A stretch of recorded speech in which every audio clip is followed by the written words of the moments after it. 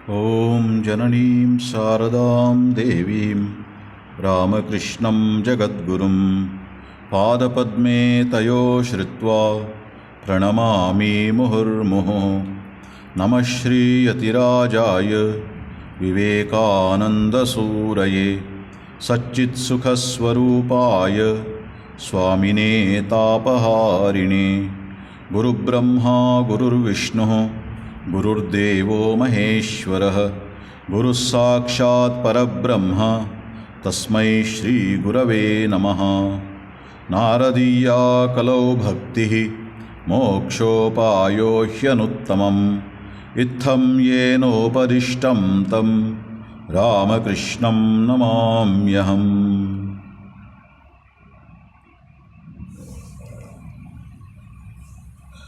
नारद भक्त सूत्र अध्ययन कर रहे हैं हम लोग।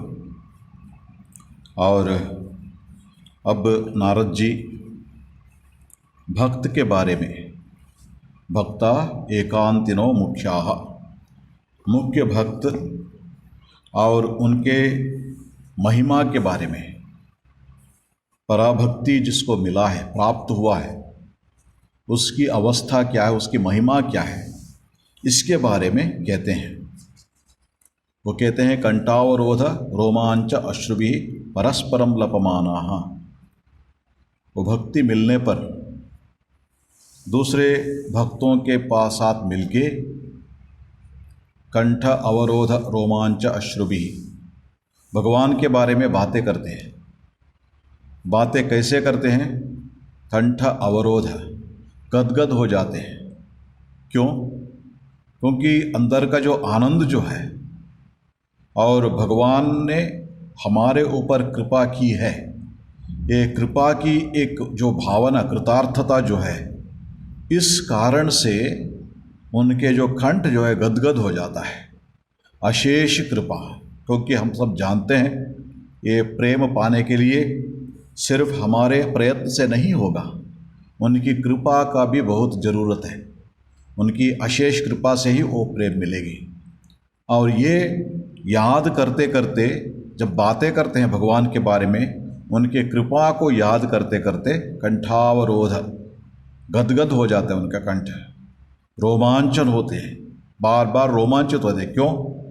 वो अनुभव, जो आनंद का अनुभव, वो प्रेम का आनंद का अनुभव ऐसा है, स्वाभाविक रूप से रोमांच हो जाते हैं। और अश्रु भी, आनंद के अश्रु बहाते हैं।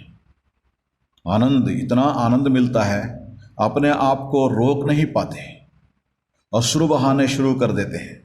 परस्परम लपमानाः और पावयन्ति कुलानि पृथिवीं च, अपने कुल को पावन करते हैं और उनका जन्म जहाँ हुआ है उस भूमि को, उस पृथ्वी को भी वो पावन कर देते हैं। उनकी महिमा है। और इसके बाद कहते हुए नारद जी ये कहते हैं, उसके बाद तीर्थी कुर्वन्ति तीर्थानि, जिस तीर्थ यात्रा के लिए हम जाते हैं वो तीर्थ क्षेत्र क्यों बना?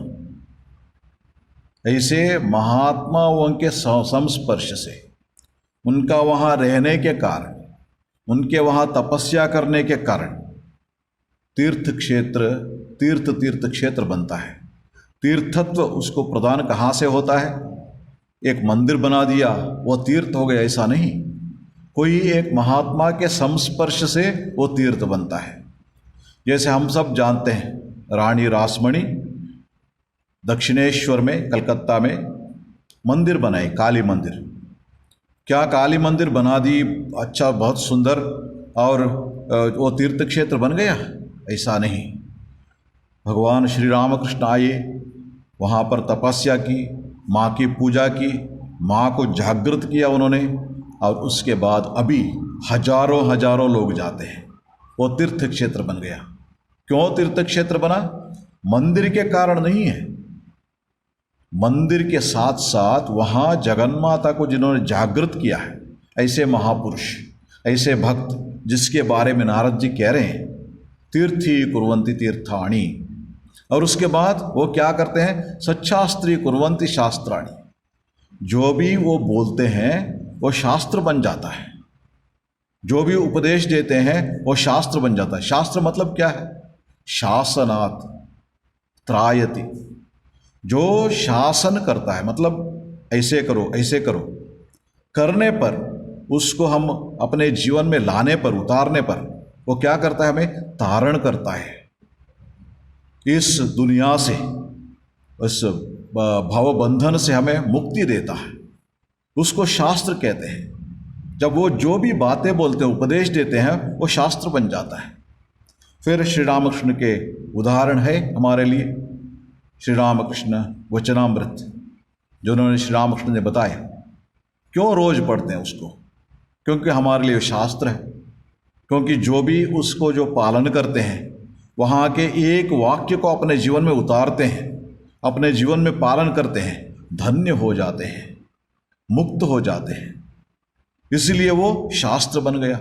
सच्छास्त्री कुर्वन्ति शास्त्राणि सुकर्मी कुर्वन्ति कर्माणि।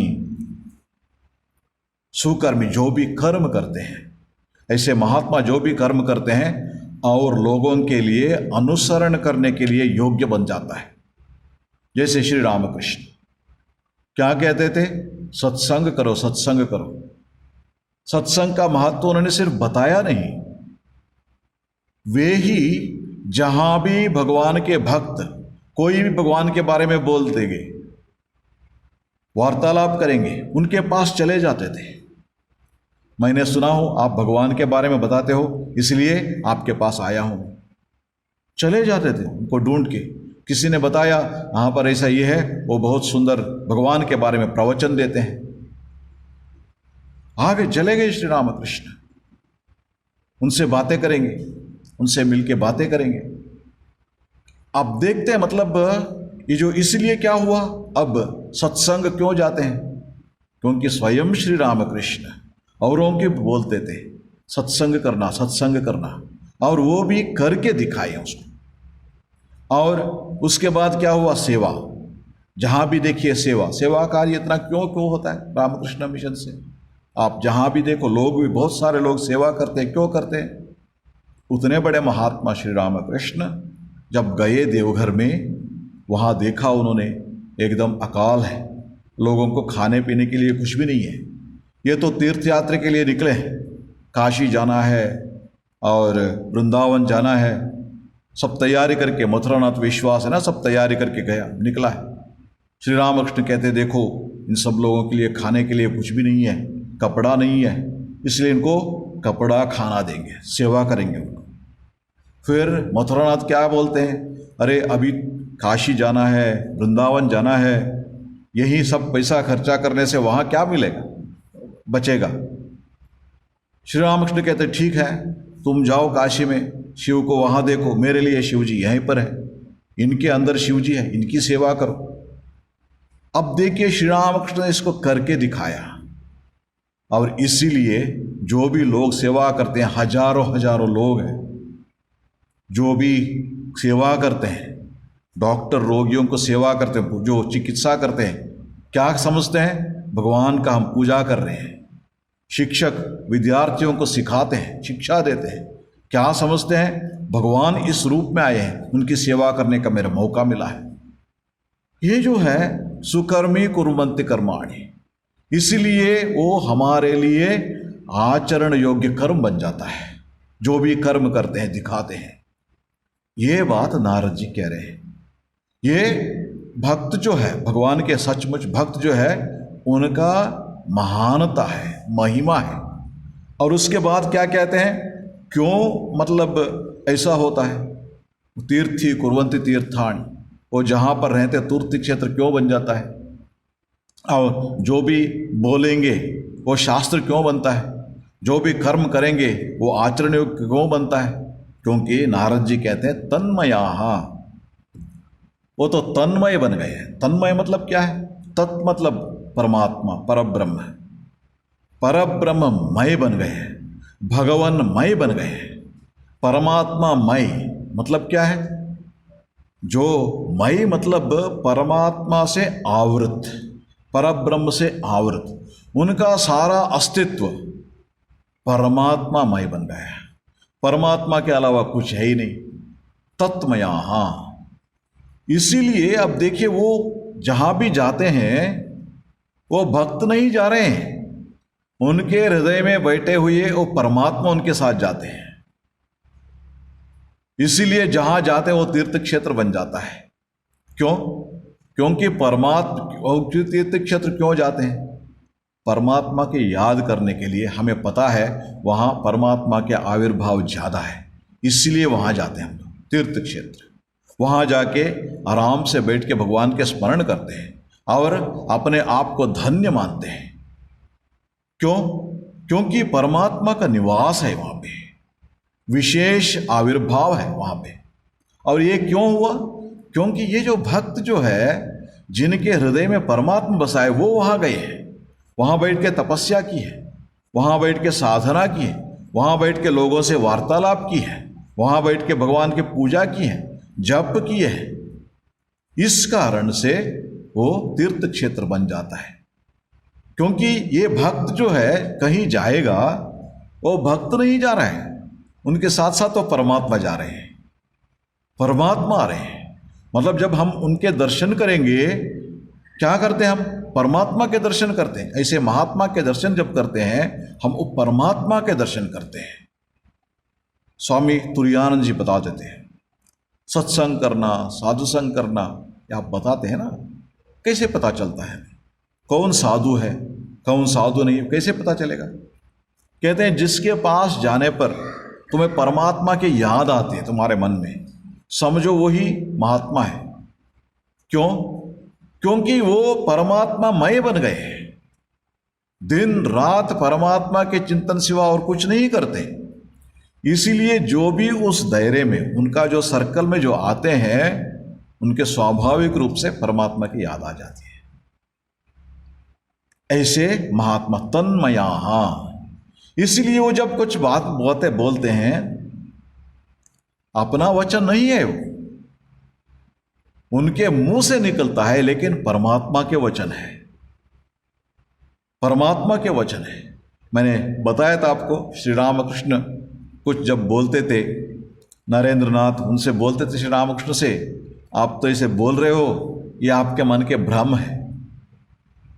श्री रामकृष्ण कहते हैं नहीं नहीं नहीं, माँ ने बताई मेरे को, मतलब मैं जो बोल रहा हूं, मेरे मुंह से जो निकल रहा है, ये मेरा वाक्य नहीं है, मां के वाक्य है, मां के वाक्य है, वचन है।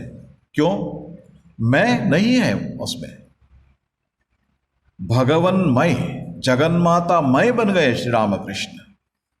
इसलिए जो भी वो बोलते हैं माता के वाक्य बन गया, इसलिए वो शास्त्र बनता है, इसीलिए वो शास्त्र बनता है, क्योंकि वो परमात्मा से निकला हुआ। अब देखिए, वैसे तो शास्त्र ये बहुत स्पष्ट रूप से बताते हैं, हर एक के अंदर परमात्मा विद्यमान है। ईश्वर सर्वभूतानां हृदयेषु तिष्ठति, सभी के अंदर वो परमात्मा का वास है, परमात्मा रहते हैं। लेकिन सभी देखिए, जो वो परमात्मा को, शक्ति को प्रकाश नहीं करते। क्यों नहीं करते? क्योंकि जो भी है ना, जो परमात्मा के जो वाक्य जो है बाहर आने से पहले, उनमें जो मैंपन जो होता है, मैं बोल रहा हूं, अहंकार, अपने स्वार्थ, अज्ञान, इस कारण से ढका हुआ है। ये जो है ना, ये परमात्मा की जो कृपा जो है, परमात्मा की शक्ति जो है, उसको ढक देता है, अपने अहंकार, अपने स्वार्थ। इसीलिए जब महापुरुषों के बात आती है, उन्होंने क्या किया? अपना जो अहंकार जो है उसको सिमटा दिया, मिटा दिया एकदम, अहंकार नहीं है उनमें।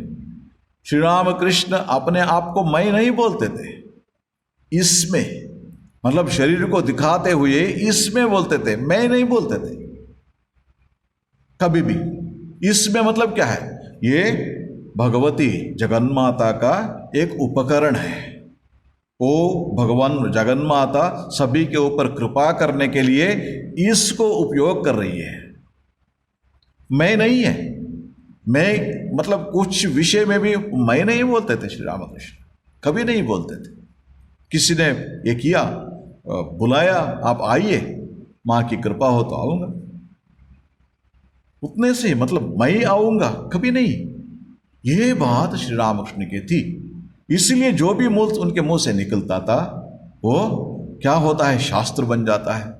सच्छास्त्री कुर्वन्ति शास्त्राणि सुकर्मी कुर्वन्ति कर्माणि। जब जो हम श्री कृष्ण उनके जीवन हम देखते हैं, त्याग का अद्भुत मूर्ति थे भगवान श्री कृष्ण।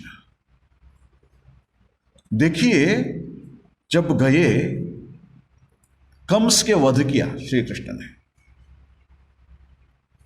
ये क्षत्रिय कुल में एक ये बहुत बड़ा ये है, कोई भी एक राजा को दूसरे राजा ने जब जीत लेता है, उसका राज्य इसका बन जाता है स्वाभाविक रूप से। इसका मतलब क्या हुआ, कंस के वध करने के बाद सिंहासन में किसको बैठना है, श्री कृष्ण को बैठना था ना सिंहासन में। लेकिन नहीं, उग्रसेन को बिठाया उन्होंने। हमें दिखाया, देखो अधिकारी कौन है इसका, राजा कौन थे, किसको उन्होंने कारागार में बंदी किया था, अपने पिता उग्रसेन को। इसलिए उनका ये मेरा नहीं है। देखिए, त्याग का जो पराकाष्ठा उन्होंने दिखाया। इसीलिए जब आप देखते हैं श्री रामकृष्ण किसी चीज में मैं नहीं बोले, उनके लिए वो शास्त्र था। और जो श्री रामकृष्ण ने आचरण करके दिखाया, हमारे लिए वो भी शास्त्र होना चाहिए। सुकर्मी, वो सुकर्म बन जाता है। जब तक हम ये मेरा है, मेरा अपना है ऐसे पकड़ के रहते हैं कई चीजों को, तब तक शांति नहीं मिलती। श्री रामकृष्ण ने बहुत सुंदर रूप से इसको उदाहरण दे के भी दिया और अपने जीवन से भी दिखाया। आनंद से रहते थे, आनंद से रहते थे श्री रामकृष्ण, जहां भी रहे आनंद से रहते थे। दक्षिणेश्वर में काली मंदिर में एक कमरे में रहते थे श्री रामकृष्ण, और उनकी सेवा करते थे हृदय मुख्योपाध्याय, उनकी भतीजा। और क्या हुआ, उन्होंने कुछ ऐसे काम कर दिया, तब उनके जो बेटा था, मथुरनाथ नहीं थे उस समय, उनके बेटा था, उन्होंने क्या किया, उसको चले जाओ यहां से, वो निकाल दिया हृदय को। हृदय ने क्या किया, श्री रामकृष्ण के पास बात के जाके बताया, देखो ये हम दोनों को यहां से निकाल दिया उन्होंने, हृदय ने। मतलब वो श्री रामकृष्ण को भी अपने साथ ले जाना चाहते थे। वो सुनते हैं श्री रामकृष्ण वैसे बैठे थे, बहुत सारे दिनों से वहाँ तपस्या की है, माँ का पूजा की है, बहुत सारे लोग आके मिलते हैं और इतना उनको ये देते हैं, इज्जत देते हैं, श्री रामकृष्ण को पूज्य भाव से देखते थे। ये सब होने के बावजूद श्री रामकृष्ण अपना जो गमछा था उसको लगा दिया और चल पड़े एकदम। इधर उधर नहीं देखा उन्होंने, इधर उधर नहीं देखा। निस्वार्थता देखिए, कितने साल से वहां थे, कितने साधना की थी वहां दक्षिणेश्वर में, एक पल भी उन्होंने सोचा नहीं, मतलब ये सब छोड़ के जाना पड़ेगा, ये सब सामान लेना पड़ेगा, कुछ भी नहीं। ये हमें समझना चाहिए, ये हमें समझना चाहिए। क्योंकि मैं इसलिए बोल रहा हूं, बहुत सारे लोग इतना दुखी होते हैं, कोई एक पद पर है, वो पद से विमुक्त हो गए। आजकल हम जानते हैं, कोई मिनिस्टर हो, कोई अधिकारी हो, जो भी हो, उनका अपना एक पीरियड होता है। जैसे ही वो रिटायर्ड हो जाते हैं, उसी के साथ साथ क्या होता है, इतना मतलब अधीर हो जाते हैं, इतना डर उनके अंदर चला जाता है। क्यों ये मेरा है, वो भावना जो है, त्याग थोड़ा है ना, वो रखना चाहिए। जब कोई एक चीज हमारे पास आया है, इस दुनिया के जो कोई भी चीज है ना, जो हमारे पास आता है ना, उसी के साथ साथ एक्सपायर डेट लेके आता है। आपको एक पद मिला है, इसका मतलब सारा जीवन उसी पद में आप बैठे रहेंगे ऐसा नहीं। एक दिन आएगा, उसको छोड़ना पड़ेगा, मन में याद रखना होगा उसको, तब त्याग आएगा। या नहीं आएगा, नहीं, त्याग नहीं है, मतलब वो पद को छोड़ने का समय आने पर भी वहां बैठने के लिए कोशिश करते हैं ना। इसलिए क्या होता है, मन को अशांति, मन को दुख होता है, कितने लोगों से झगड़ा करना पड़ता है, कितने लोगों से मनस्ताप करना पड़ता है, ये सब होता है। क्यों, ये त्याग नहीं है। जब देखिए श्री रामकृष्ण को, देखिए आपको हो गया, चल पड़े श्री रामकृष्ण। लेकिन वो जब वो श्री रामकृष्ण चल पड़े थे, ये बात उनको समझ में आया। त्रैलोक्य, मथुरानाथ विश्वास के बेटा त्रैलोक्य था, उनको जब पता चला वो भागते हुए आए। बाबा बाबा आपको नहीं बताया हमने, आप यहीं रहिए। आ गए श्री रामकृष्ण वापस। देखिए इतना निरहंकार, इसीलिए आनंद से रहते थे। कोई मतलब ये मेरा जगह है यहां रहना, वैसे ही शरीर को छोड़ना भी आप देखते हैं उनका जीवन में। शरीर के भी अपना अहंकार नहीं था। ये त्याग जो है उन्होंने करके दिखाया है। आप बोल सकते हैं मतलब हम तो है, हमारे अपना ये तो भाव तो रहता है, ठीक है। लेकिन देखिए एक बात हमें याद रखना होगा, कोई भी चीज जो है इस दुनिया में भगवान के प्रसाद है, और भगवान के प्रसाद जो है कुछ दिन के लिए उसको उपयोग करने के लिए भगवान ने देता है। जब भगवान उसको वापस ले जाते हैं तब हम आनंद से उसको छोड़ने के लिए भी तैयार रहना चाहिए। जैसे हम उपयोग करते हैं, इसको श्री रामकृष्ण ने हमें करके दिखाया है।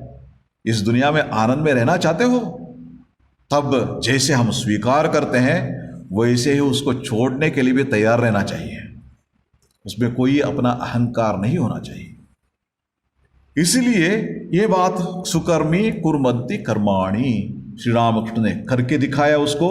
अब जब आचरण करेंगे उसका फायदा हमें भी मिलेगा, है ना। ऐसे बहुत सारे हैं उनके जीवन देखिए, वो जो भी किए हैं वो सुकर्म आचरण योग्य बन जाता है, ये बात कहते हैं। और उसके बाद नारद जी आज का जो सूत्र जो है वो 71वां सूत्र 71, सूत्र नंबर 71, उसमें नारद जी कहते हैं ये भक्त जो है जिनको ये पराभक्ति का प्राप्त हुआ है, उनका और एक विशेषता क्या है। मोदन्ते पितरो नृत्यन्ति देवताः सनाथा चेयम भूर्भवति। मोदन्ते पितरो नृत्यन्ति देवताः सनाथा चेयम भूर्भवति। इसका अर्थ ये है, उत्तम भक्त के आविर्भाव से ये जो पितृगण जो है उनको आनंद होता है, उनको आनंद होता है। मोदन्ते पितरो, आनंद उनको होता है। नृत्यन्ति देवता, देवतागण नर्तन करते हैं। और सनाथा चेयम भूर्भवति, ये भूमि जो है वो क्या समझते हैं, मेरे तारणहार आया है, मेरा रक्षा करने वाला आया है, इसीलिए आनंदित हो जाती है पृथ्वी, भूमि। इसका अर्थ क्या है, क्यों नारद जी ने इसे बताया? देखिए इसलिए बताया, जैसे मैंने बताया ये भक्ति, नारद जी ने जो भक्ति सूत्र बताए ये शास्त्र है।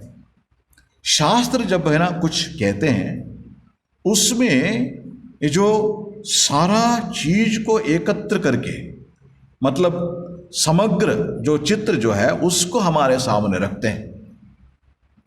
अब देखिए शास्त्र में ये बात कहते हैं, शास्त्र में ये कहते हैं, ऋणानि त्रीणि अपाकृत्य मनो मोक्षे निवेशयेत। जो मोक्ष मार्ग में जो जाता है उनको इन 3 ऋण को चुकाना होगा, 3 ऋण को चुकाना होगा। वो 3 ऋण क्या है? एक पितृ ऋण, माता पिता जिन्होंने जन्म दिया है उनका एक ऋण होता है। और उसके बाद ऋषि ऋण। ऋषि ऋण मतलब क्या है? शास्त्र का अध्ययन हम करते हैं जो है वो ऋषि ऋण है, क्योंकि ज्ञान का मूल कहां पर है? ऋषि मुनियों का देन, वेद, और उसके बाद उपनिषद, और उसके बाद जो पुराण जो भी है ना, ये महापुरुषों का ये है, महात्माओं का जो वो ऋण जो है उसको चुकाना होगा। और उसके बाद देव ऋण, देवताओं के एक ऋण होता है। देवताओं के ऋण मतलब क्या है? हम इस भूमि में रहते हैं, अब समय समय पर बारिश होती है और समय समय पर हमके सूर्य का ये मिलता है। ये सब रहने पर, मतलब प्रकृति का जितना शक्ति है वो समय समय पर जब होता है तब भी हम इस दुनिया में आनंद से जी सकते हैं, उसका उपयोग करते हैं हम, उसका उपयोग करते हैं, इसलिए उनके प्रति भी हमारा एक ऋण बनता है।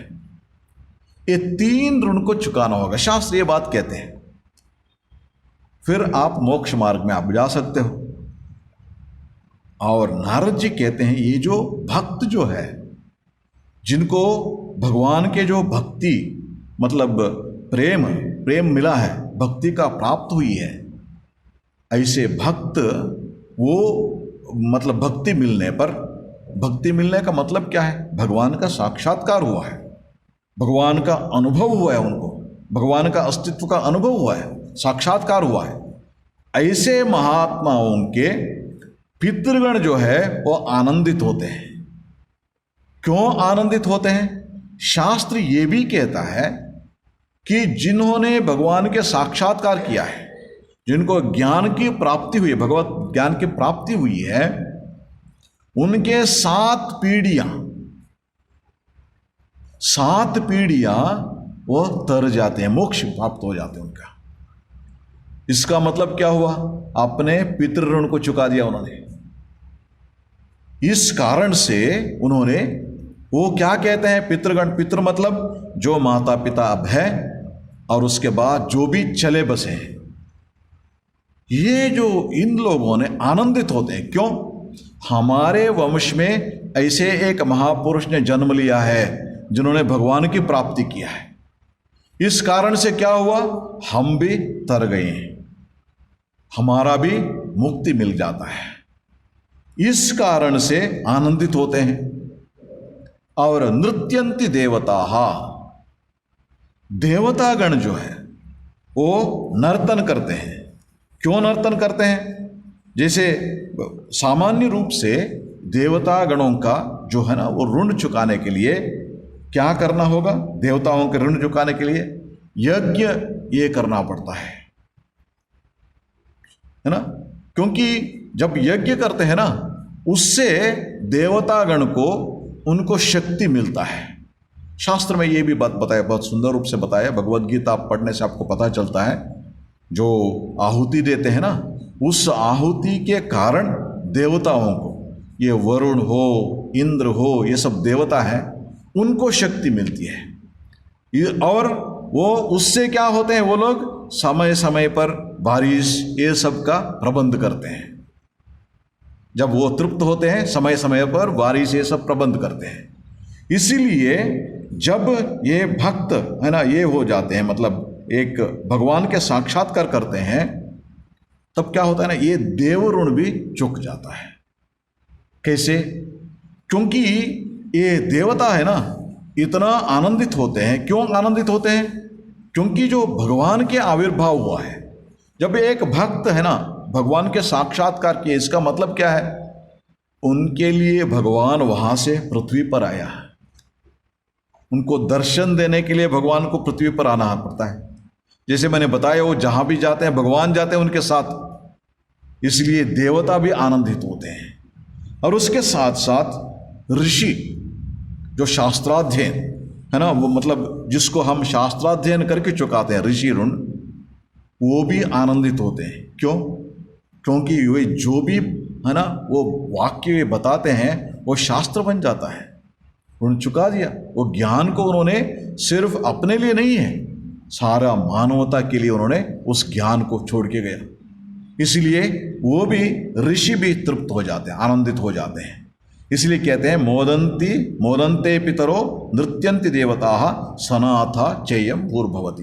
भूमि अपने आप को वो एक है ना इसके रूप में, मतलब रक्षा करने वाले आया है, इसलिए आनंदित होता है। भूमि क्यों आनंदित होती है? इसका कारण क्या है? हम सब जब पुराण में पढ़ते हैं ना, पुराण में आप जब पढ़ेंगे, उसमें ये कहते हैं भूभार ज्यादा हो गया, भूमि का भार ज्यादा हो गया। क्यों भूमि का भार ज्यादा होता है?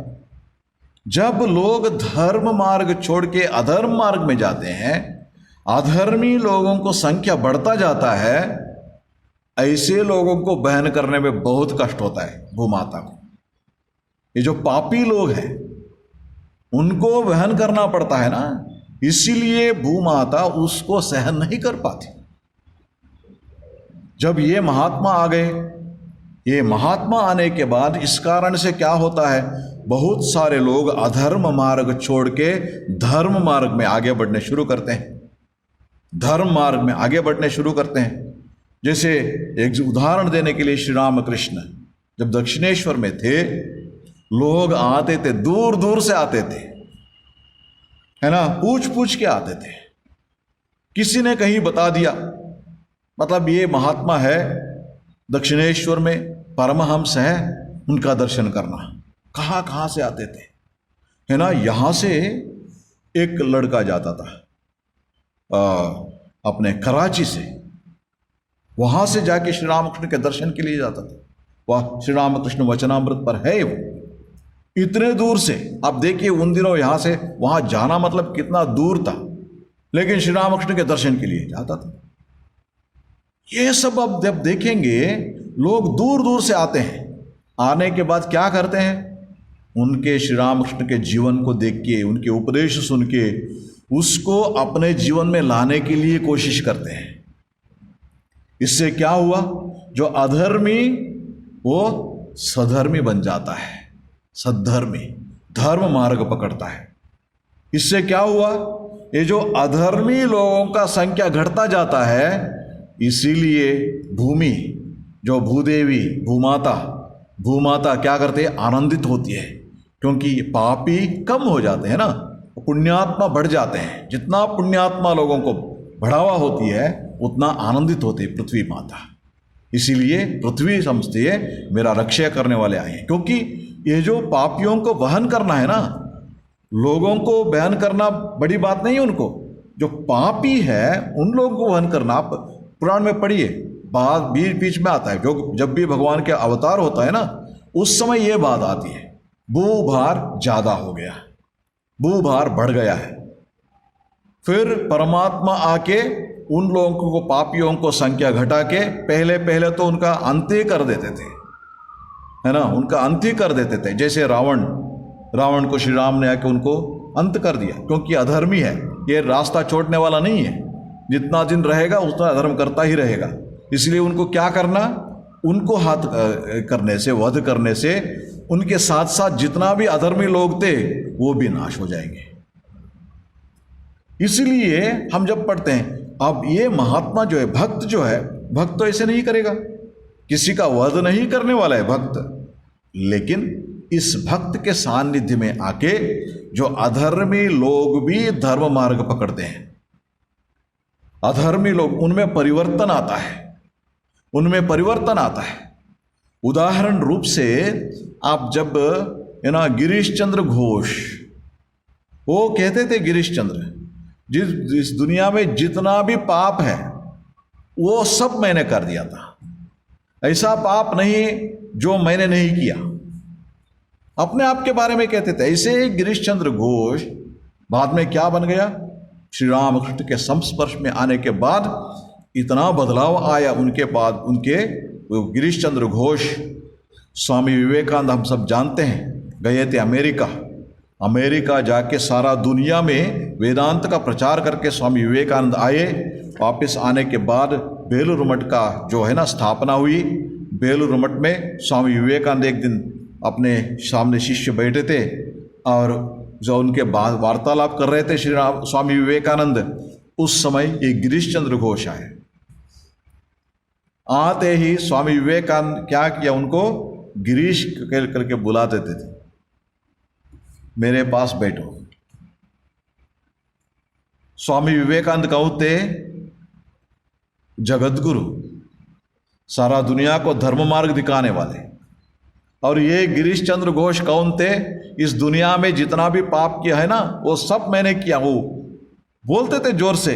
ऐसे एक व्यक्ति, उनको स्वामी विवेकानंद अपने पास बिठा रहे हैं, बिठा के गिरीश को बोलते, देखो ये सब मेरा शिष्य है, इन लोगों ने श्री रामकृष्ण को नहीं देखा है और तुम तो श्री रामकृष्ण को देखा है, इसीलिए कुछ श्री रामकृष्ण के बारे में इन लोगों को बोलो।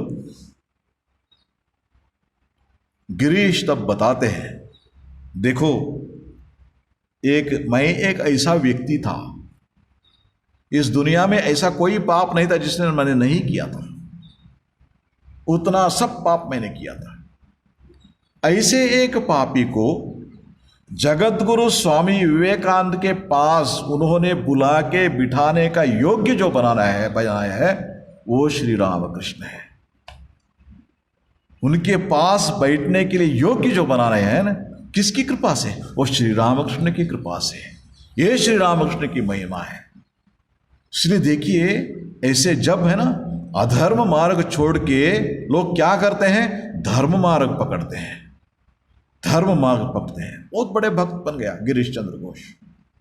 बाद में अपने जो थिएटर था उसके माध्यम से श्री रामकृष्ण और बहुत बड़े भक्त उनके जीवन वो सब दिखा के वो धर्म का प्रचार करते थे। ऐसे गिरीश चंद्र घोष, मतलब उनमें जो परिवर्तन जो है, जब भक्त जो बड़े भक्त होते हैं ना, ये प्रेमी भक्त, उनके जीवन के सानिध्य में आने के बाद ये अधर्मी लोग भी धर्म मार्ग पकड़ते हैं। इसीलिए भूदेवी क्या कहती है, सनाथा चेयम भूर्भवती, मेरा रक्षे करने वाला आ गया है। क्यों? क्योंकि अधर्म मार्ग छोड़ के धर्म मार्ग जब पकड़ते हैं पापी लोगों का संख्या घट जाती है, इसलिए भूमि का भार कम हो गया, इसलिए आनंदित होती भूमाता। इसलिए ये बात जो है ना, इसको शास्त्र में हम, जैसे मैंने बताया, दूसरे जगह में भी इसके बारे में जो भक्ति शास्त्र में इसके बारे में है ना। जो पद्म पुराण में एक बात कहते हैं, आस्फोटयन्ति पितरो नृत्यन्ति च पितामहाः मद्वंशे वैष्णवो जातः स नस्त्राता भविष्यति। जब एक भक्त को भगवान के साक्षात्कार होता है, भक्त को भगवत प्रेम होता है, वो प्रेमी भक्त बनता है, जब उससे क्या होता है, वो पराभक्ति जिसको मिलता है, ऐसे होने पर आस्फोटयन्ति पितरो, पितृगण जो है वो आनंदित होते हैं, आनंदित होते हैं।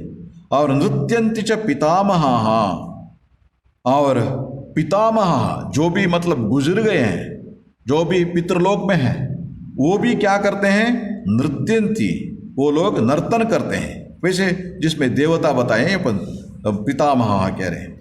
मद्वंशे वैष्णवो जातः, हमारे वंश में वैष्णव, वैष्णव मतलब क्या है, विष्णु का साक्षात्कार इन्होंने किया है, विष्णु का प्रेम का पात्र जो जिन्होंने बनाया वो वैष्णव है, इसको वैष्णव कहते हैं। जाता, हमारे वंश में इसका जन्म हुआ है, इस कारण से वो स नस्त्राता भविष्यति, हम सबको वो धारण कर देंगे, हम सबको वो क्या करेंगे, मुक्त कर देंगे।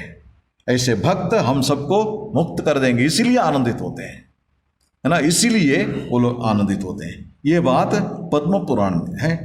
भागवत में भी इसके बारे में बहुत सुंदर रूप से बताते हैं।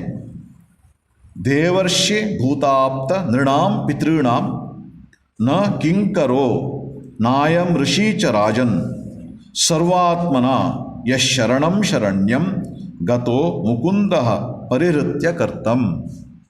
वे कहते हैं देवर्षि भूताप्त नृणाम पितॄणाम, जो अलग अलग तरीके का ये होता है ना, मतलब ऋण होता है।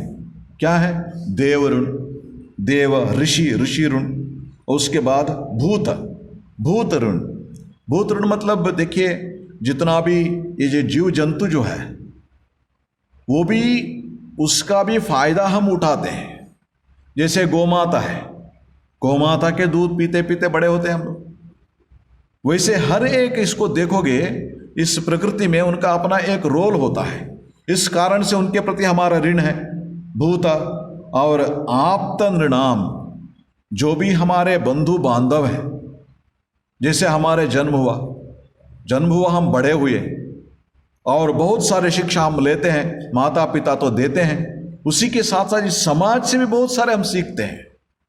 हम यदि बड़े हुए हैं, इसके लिए बहुत सारे लोगों का योगदान है, वो सब लोगों का ऋण भी हमारे पास है।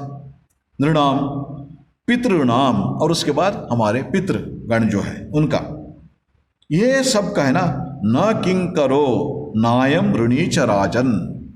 जब ये भक्त जिन्होंने मुकुंद शरणम सर्वात्मना ये शरणम शरण्यम, जो जिन्होंने सर्वात्मा और मुकुंद परमात्मा का शरण में आ गया और उनकी कृपा उनको मिल गई, उसको ये किसी का, देवताओं का भी नहीं है और ऋषि का भी नहीं है, भूत भी नहीं है, ऋण किसी का भी ऋण नहीं रहता इसका।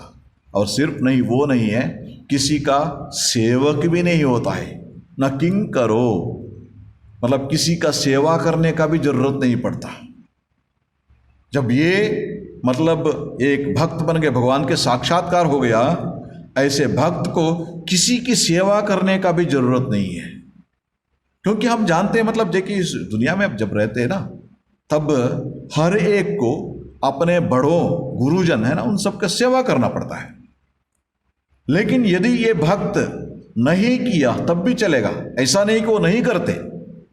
वो मतलब इस द्वारे दुनिया को रास्ता दिखाने के लिए जो भी कर्तव्य उस करते हैं, लेकिन करने का जरूरत नहीं है उनको। किसी का सेवक भी नहीं है, किसी का ऋण भी नहीं है। क्यों?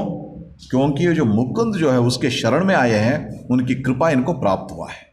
इस कारण से किसी का ऋणी भी नहीं है और किसी का किंकर भी, सेवक भी नहीं है। ये बात भागवत में कहते हैं। इसलिए हम जब देखिए ये जो ये बात है ना, इसको हमें सब समय याद रखना होगा, क्योंकि इसको ठीक से समझने के लिए हमें थोड़ा श्री रामकृष्ण के जीवन, जैसे मैंने बताया, पहले से ही बताया मैंने, जो नारद भक्त सूत्र अध्ययन जब करते हैं ना, तब श्री रामकृष्ण के जीवन और संदेश के माध्यम से बहुत सुंदर रूप से हमें समझ में आता है। अब ये कैसे होते हैं, मतलब भगवान इनके द्वारा कैसे होते हैं और परिवर्तन कैसा आता है, इसके बारे में जब हम थोड़ा श्री रामकृष्ण के जीवन में हम ये अध्ययन करेंगे। श्री रामकृष्ण के जो वचनामृत हमें मिला है महेंद्रनाथ गुप्त मास्टर महाशय, हम सब जानते हैं वो जीवन में इतना बड़ा संकट में थे और आत्महत्या करना चाहते थे। और उस अवस्था में, मन की अवस्था जब थी, मतलब आत्महत्या कर लूं, श्री रामकृष्ण के दर्शन होता है इनको, है ना, आकस्मिक रूप से, कोई एक प्लान करके नहीं है। और श्री रामकृष्ण के दर्शन होने के बाद जब श्री रामकृष्ण के पास आने लगते हैं और उनको जो आत्महत्या का भाव भी चला जाता है, और धीरे धीरे उनको ये पता चलता है यही मेरा गुरु है, यही मेरा इष्ट है। जैसे हम शास्त्र में कहते हैं ना, मतलब बीच में ये स्तोत्र कहते हैं ना, त्वमेव माता च पिता त्वमेव त्वमेव बंधुश्च सखा त्वमेव। उन्होंने श्री रामकृष्ण को अपने माता पिता बंधु सखा गुरु सब कुछ मान लिया। मेरा जीवन इनकी कृपा से ही, है ना, वो मैं वो जीवन रहेगा मेरा। ये बात समझ में आने के बाद श्री रामकृष्ण के पास आने लगे और बहुत बुद्धिमान थे। और देखिए उनके श्री रामकृष्ण की कृपा से बात सब ठीक ठीक समझ में आने लगा इनको। एक दिन क्या हुआ, श्री रामकृष्ण महेंद्रनाथ गुप्त से ये बात कह रहे हैं, देखो एक बहुत बड़ा मैदान है, खुला मैदान, बहुत बड़ा, जितना दूर देखो वो देख सकते हो आप। कभी है ना ये जयराम बाटी, कमारपुकुर उस तरफ जाइए, वो पैडी फील्ड पड़ता है। जब देखोगे मतलब कितना दूर देखोगे उतना दूर तक जाए, एकदम इतना बड़ा एक खुला मैदान है। और वहाँ पर एक बड़ा दीवार है, बहुत बड़ा दीवार है। इस दीवार के कारण उस तरफ जो इतना बड़ा मैदान पड़ा है ना, दिख नहीं पाओगे, नहीं देख सकते। क्यों? बीच में बहुत बड़ा दीवार खड़ा है। अब देखो उस तरफ देखने के लिए ये जो दीवार जो है ना, ये दीवार जो है उसमें एक छेद है, एक छेद, और उस छेद के द्वारा तुम देखोगे तो उस तरफ का मैदान जो वो दिख पड़ता है। श्री रामकृष्ण ने बताया उनको, मास्टर महाशय को। उस तरफ का जो छेद जो है, मैदान जो है, बड़ा खुला मैदान, अनंत, मतलब कोई अंत नहीं है, उतना बड़ा मैदान है, खुला मैदान अनंत, वो दिख पड़ता है। किससे? दीवार है, दीवार के छेद से वो दिख पड़ता है। कुछ समझ में आया? मास्टर महाशय कहते हैं हाँ जी। क्या समझ में आया? देखिए कैसे शिष्य होना चाहिए, कैसे गुरु होना चाहिए। ये जो वो छेद जो है ना, वो आप हो। महेंद्रनाथ कहते हैं श्री रामकृष्ण से, वो छेद जो है वो आप हो। हम इस दुनिया में हैं, भगवान क्या चीज है हमें पता ही नहीं, कैसे हम देखेंगे, कहां से देखेंगे। मास्टर महाशय का श्री रामकृष्ण बहुत आनंदित हो जाते हैं। क्यों? ठीक ठीक समझ लिया उन्होंने श्री रामकृष्ण क्या कहना चाहते थे। देखिए हम क्या समझते हैं उससे, लेकिन उन्होंने क्या किया, वो छेद जो है आप है। क्यों? क्योंकि भगवान जो है अनंत वस्तु में पता नहीं लगता। जब श्री रामकृष्ण को नजदीक से देखने के बाद भगवान क्या होगा उसके बारे में कुछ कुछ समझ में आ रहा था महेंद्रनाथ गुप्त को। कैसे समझ में आएगा? भगवान के आनंद, भगवान के दर्शन आनंद कैसे समझ में आता है? जब श्री रामकृष्ण महासमाधि में जाते थे उस समय उनके मुंह से, मुखमंडल पर इतना अद्भुत आनंद रहता था। ये तो सामान्य आनंद नहीं है। वैसे तो बाहर देखने के लिए बेहोश हो गए, लेकिन मुखमंडल से आनंद, इससे क्या पता चलता था? अंदर से अनुभव हो रहा है। क्या अनुभव हो रहा है? आनंद का अनुभव हो रहा है। वो आनंद किसका आनंद है? इस अनंत का दर्शन कर रहे हैं। इसीलिए महेंद्रनाथ गुप्त ने बताया, आप वो छेद हो। जब आपको देखूंगा तब वो अनंत परमात्मा का आभास होता है मेरे को, वो अनंत परमात्मा का आभास होता है। देखिए ये बात जो है, अब महेंद्रनाथ गुप्त ने ये समझ लिया। अब प्रश्न उठता है, देखिए कैसे कभी कभी ना लोग ये पूछते हैं, देखो ये भगवद गीता है ना, भगवद गीता का श्री कृष्ण ने उपदेश दिया। कहां पर दिया?